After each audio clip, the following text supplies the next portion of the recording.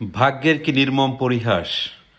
কয়েকদিন আগে যারা ক্ষমতা থেকে মানুষকে টেনে হিঁচড়ে লেজ ধরে নামিয়েছেন, আজকে তাদেরকে ক্ষমতার কেন্দ্রবিন্দু থেকে টেনে হিঁচড়ে নামানোর জন্য আরেক দল রাস্তায় আন্দোলন করছে। এই হচ্ছে বাংলাদেশ। এই হচ্ছে বাংলাদেশের রাজনীতি এবং এই হচ্ছে বাংলাদেশের রাজনীতির ভবিষ্যৎ।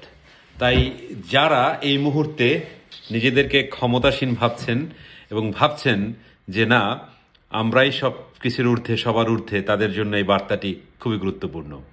আরেকটি বিষয় বলছি, আপনারা যারা আজকে সজীব ভুঁইয়া অথবা মাহফুজ আলমকে বলছেন যে তারা নিরপেক্ষতার প্রমাণ দিতে পারছে না, তাদের জন্য বলছি, দেখুন, এই সরকারটি কখনই নিরপেক্ষ ছিল না। কারণ তারা এখানে জুলাই অভ্যুত্থানের স্টেক হোল্ডারদের সার্ভিস দিতে এসেছিলেন, সার্ভিস আলমের মতো। তারা সেই সার্ভিসটি দিচ্ছেন, তা একটা গ্রুপের বিপক্ষে তো তারা কাজ করবেনই। তাই আপনারা ভুলে গেলে চলবে না যে আপনারা তখন মুখ বুঝেছিলেন যখন ৩২ নাম্বার ভাঙা হচ্ছিল।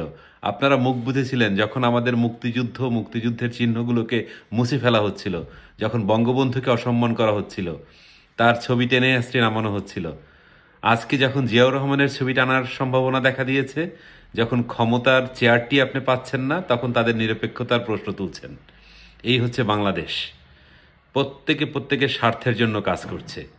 তাই এখনো সময় আছে, যারা ভাবছেন যে এই সরকারটি নিরপেক্ষতার সহিত আপনাদেরকে একটি লেভেল প্লেয়িং ফিল্ড তৈরি করে দিবে নির্বাচনের জন্য, সেটাই ঘুরে বালি। কারণ এত তাড়াতাড়ি নির্বাচনের লেভেল প্লেয়িং ফিল্ড তৈরি করা সম্ভব না, এবং এই ভাঙাচোরা রাষ্ট্রকে আরও অধপতনের দিকে নিয়ে যাচ্ছেন প্রতিনিয়ত।